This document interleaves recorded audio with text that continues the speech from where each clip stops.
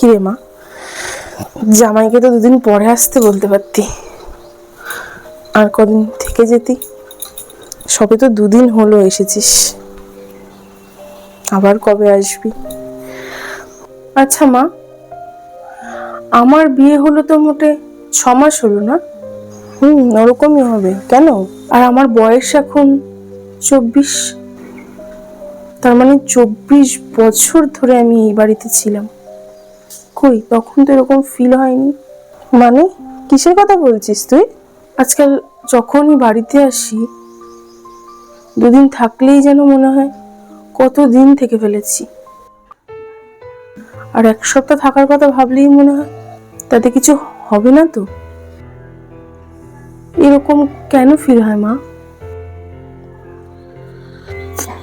তাহলে কি আমিও বড় হয়ে গেলাম মা?